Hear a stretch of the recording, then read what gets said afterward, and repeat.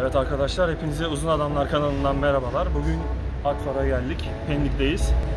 Aracımızın bir far restorasyonu vardı, videoda da belirtmiştik. Onun için bugün buradayız. Aracımızda hem yüzey işlemler yapılacak hem de bir buğulanma vardı. Bunları gidereceğiz. O zaman başlayalım yavaştan. O zaman başlayalım. Neredeyiz, ne yapacağız? Bunlardan biraz detaylı bahsedelim.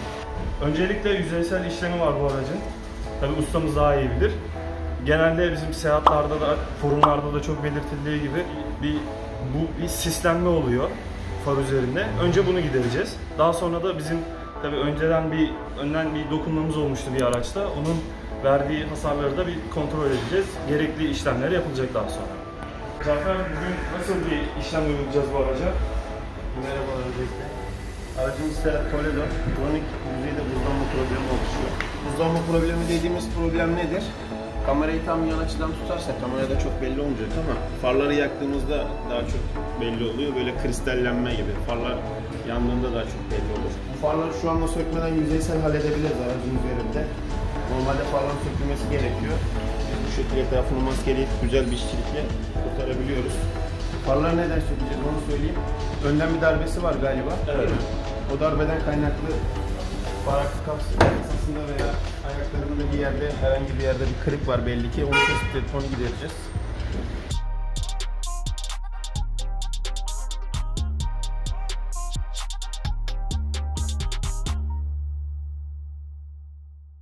Abi hem çalışıyorken istersen biraz da buranın geçmişinden bahsedelim. Ne kadardır zamandır bu işle uğraşıyorsunuz? Ben ortalama 1,5-2 yıl kadar oldum başlayalım. Dükkanımızı daha yeni revize ettik. Restorasyon çalışması oldu. Öncesinde yedek parça rafımız vardı. Burada böyle kötü bir görüntümüz vardı. İşte duvarlar olsun falan olsun. Şöyle bir bölme yaptık kendimize çalışırken. Rahat ortaları tutuyorum diye.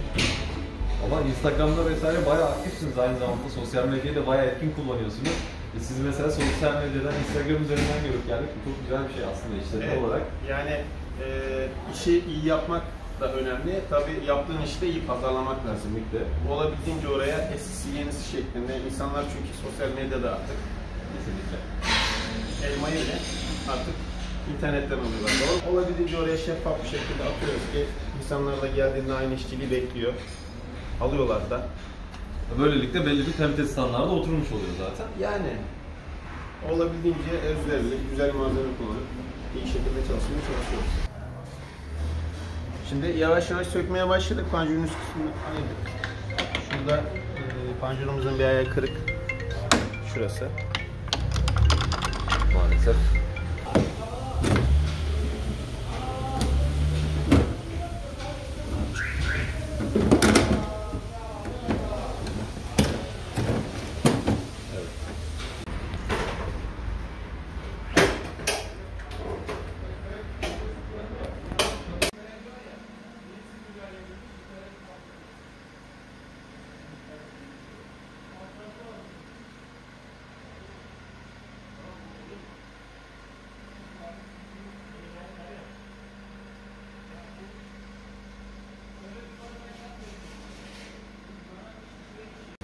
İkisi de mi kırılmış abi? İkisi de kırılmış. İkisi de mi?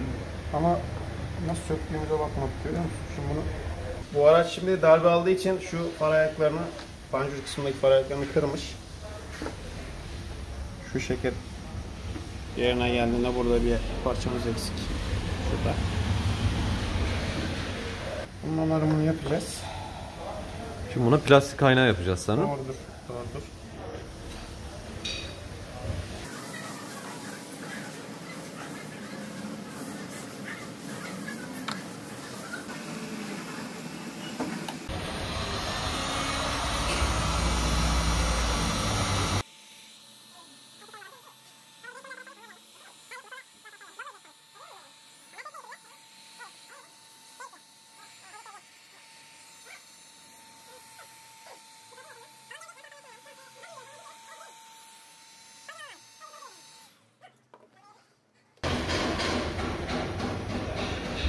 Demin attığımız ek parçayla bu kaynakları biraz daha güçlendirmiş olduk Tabii sende. o şey gibi elektrot.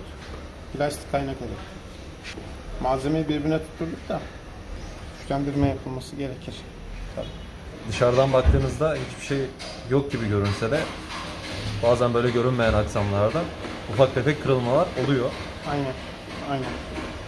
Bu araba hani ciddi bir hasar almadı aslında baktığınız zaman. Neredeyse durmaya yakın bir şekilde öndeki araca ufak bir dokunması var. Ona rağmen iki farında iç tırnakları tamamıyla yerinden kurtulmuş, kırılmış. Evet. Yani yeni sistem arabaların hepsi ne yazık ki böyle. Ama Görsel amaçlı güzel ama sağlamlık açısından çok başarılı değil. en azından tamirle kurtarabildik diyelim bunu. Tabii. Yine parça almaya gerek kalmadı. Evet Cafer abi, şu an yapacağımız işlem Şimdi yüzeydeki tahribata uğramış zemini aşındırıp yeni bir katman oluşturacağız. Far temizliği değil, yüzey yenileme dediğimiz işlemi yapacağız. Başlayalım.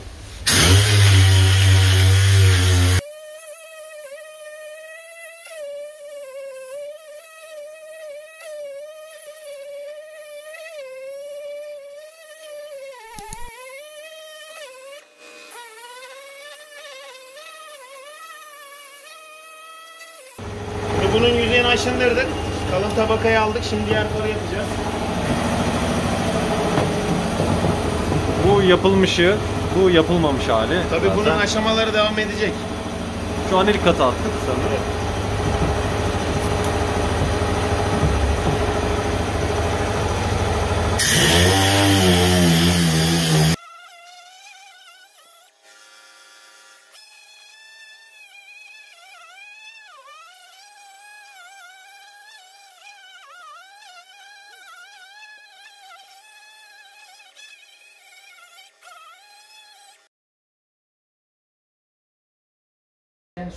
Abi nasıl oldu bu far?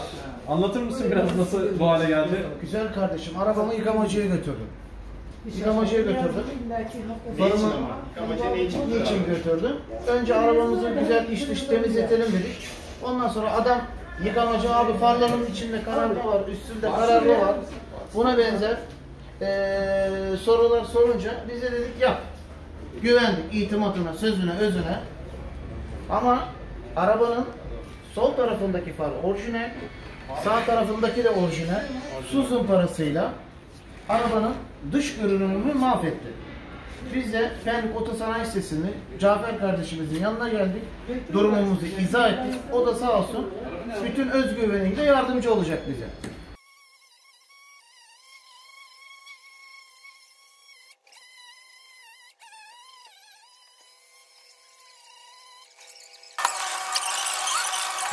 Kardeşim benim. Senin Allah'ına kurban olayım ben de. Allah ne muradın varsa versin. Allah razı olsun. Şu köşeye tam giremedim çünkü şeye yanaşıyor makine. Bak şu kalan çizgiler var ya. Süpersin ya. Allah'tan ne diliyorsan olur inşallah. Bak uçum benim. O Aynen, içeriden. aynen, Tamam. burada Onda da sıkıntı yok gülüm. O içeriden. Yani bunda daha çok öyle söyleyeyim. Neydi slogan? Müşterinin gülen yüzü. Abi var mı gördüğüm bir yer? Tekrar geçelim. Ya senin Allah'ına kurban olayım ben. Sağ ol.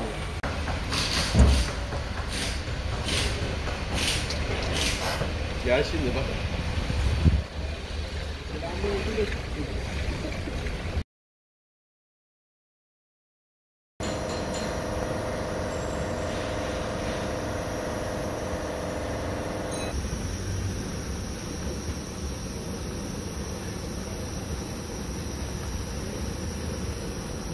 Şu an şu ayağımız tamirli, yani biz tamir ettik kazadan dolayı. Şu ortadan sadece eliyle çarpmayla meydana gelen kırık. Onun onaramayı gerçekleştirdik. Farlar sökükken dışarıda kalın aşındırma işlemini yaptık. Montajını gerçekleştirdik. Kalan katları da üzerinde tamamlayacağız. En son parlatmasını yapıp finishleyeceğiz. Görüntüleri size aktaracağız.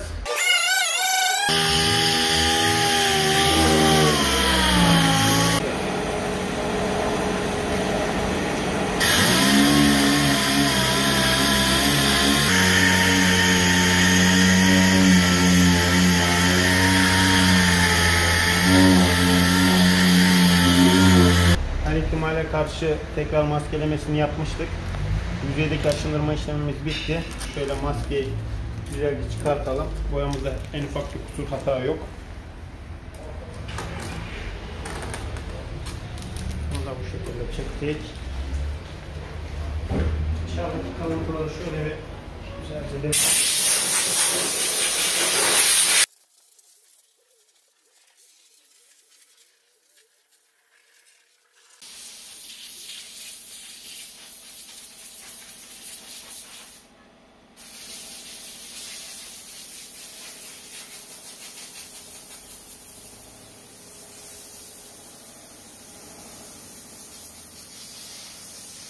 Evet ustam, şimdi bu uygulamamıza geçtik. Asıl parlatma işlemimiz, evet. Basit bir tabirle. Bu acaba tam olarak ne yapıyor? Tam reaksiyona geçmemiş. Biraz daha 1-2 dakikalık zamanı var. Yüzeyde biz aşındırma çalışması yaptık. Neden far temizliği değil, yüzey yenileme diye söylüyorum. Onu açıklayayım öncelikle. Biz var olan yüzeye bir şey sürüp en basit örnek polisaj yapsak, parlatma işlemi yapılsa, evet doğru, far temizlik işlemi yapmış oluruz ama biz burada ne yapıyoruz? Var olan tahribat olmuş yüzeyi tamamen aşındırarak kendimiz işçilikle bu farı tekrar eski haline getiriyoruz. Yüzeysel yenileme dediğimiz işlemle. Bir nevi de buraya yeni bir katman ekliyorsunuz. Evet, öyle de denebilir. Kullandığımız malzeme yüzeyde eritme işlemi yapar. Kimyasal bir malzemedir. Şu anda tam olarak reaksiyona geçmiş duruyor. Bir dakikaya daha da iyi ısınacaktır. Evet, şimdi bu aracıda bu işlem yapıldıktan sonra nelere dikkat etmeliyiz acaba? Nelere dikkat etmeliyiz? İşin özü, farın orijinali bu durumu aldığı için kimse diyemez bu işlem 3 yıl, 5 yıl, 10 yıl. Yani bunun gideceği tamamen müşterinin kullanımıyla da alakalı tabii ki. İşlem sonrası herhangi bir fırçayla yıkama olmaması gerekir. Fırça kılcal-çizik oluşturur. Bunun dışında kimyasal teması olmaması gerekir. Kimyasaldan kastım nedir? Motor temizletiyorsunuz. Motorda kullanılan yağlar akıtmak için kimyasallar kullanılıyor. Onlar. Şu siyah trim malzemeleri parlatmak için kullanılan parlatıcılar veya uzun yol sonrasında ön tamponda sinek lekeleri oluyor. Sinekler yapışıyor. Evet. Normal basit köpükler bunları almıyor. Farklı malzeme kullanıyor yıkamacılar. Evet. Tabii bu birazcık yıkamacıları suçlamış gibi olmasın ama ne yazık ki işlem bu şekilde. Yani böyle gelişiyor.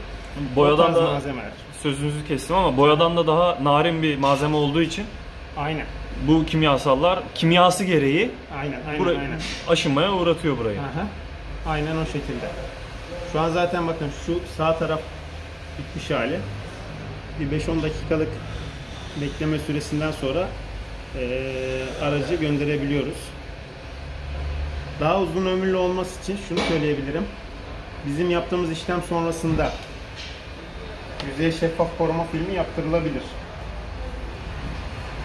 Kaputa çekiyorlar ya. Evet. Bu tarz bir şeffaf koruma filmi veya PPF diye bahsettiğimiz o kaliteli malzemeler yaptırılabilir. Onu yaptırmamızın amacı da zaten bu yüzeyi eski haline korumasıdır. Galiba yanlış bilmiyorsam kendini yenileyenler de oluyor. Aynen. Çiziliyor mesela, ısı gördüğünde tekrar yeniliyor kendini. Evet. Yani telefon ekran korumacılıkını gibi düşünebiliriz bunu. Tabii ki yapılan işçilik de önemli burada ama bundan sonraki aşamasında kullanıcının kullanımıyla alakalı bunun ömrü. Şu an sağ farımız bitmiş durumda. Benim gördüğüm herhangi bir yer yok. Sizin gördüğünüz bir yer varsa tekrar geçebilirim üzerinden. Benim de şu an hiçbir sıkıntı gözükmüyor. Tamam, o zaman sol fara geçebiliriz. Sol fara geçebiliriz.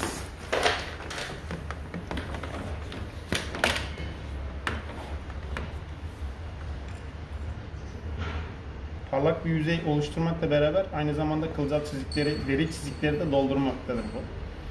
Tabii bu malzeme tek başına yetmiyor. Yapılan işçilik de önemli. Ne kadar iyi işçilik yapılırsa bu malzemeden o kadar iyi sonuç alırsınız. Şu an videoda farı bu malzeme çözüyor. Evet, doğru. Bütün işlem bunda diye söyleyebilirsiniz ama kesinlikle biraz daha yakına girin isterseniz. Şurayı yakından çekip bu çizikler olabildiğince küçültülmüş çiziklerdir. Daha büyük çizikleri çok fazla doldurmaz. Doldursa bile belli eder. Ne kadar iyi işçilik o kadar iyi verim alırsınız.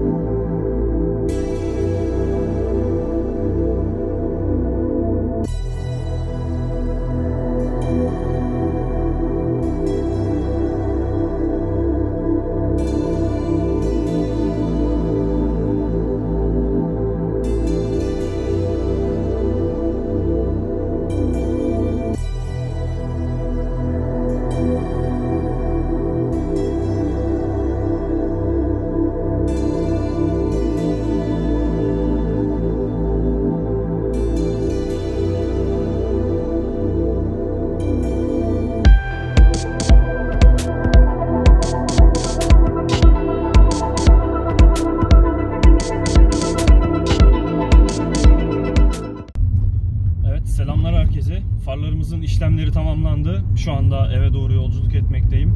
Kaynak yapılması gerekiyordu birkaç adet. Far ayaklarında ve panjurun bir kısmında.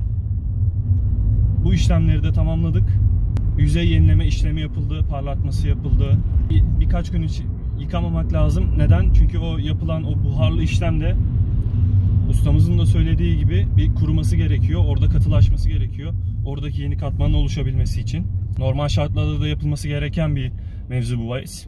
Neden yapılması gerekiyor? Farlar sararıyor, yolda taşlardan geliyor. Aracın en önünde bulunan ve de çok nazik bir parça. Bunların yapılması belirli bir sürede, mesela ortalama bir 3-4 yılda bir yapılması gerekiyor. Tabi bu çok fazla etmene bağlı. Bunu ustamızın da söylediği gibi fırçayla yıkama veya bizim süngerle yıkıyoruz biz, ama süngerin temiz olmayan kısımlarıyla tabii ki de farlarımız çok fazla çiziyor.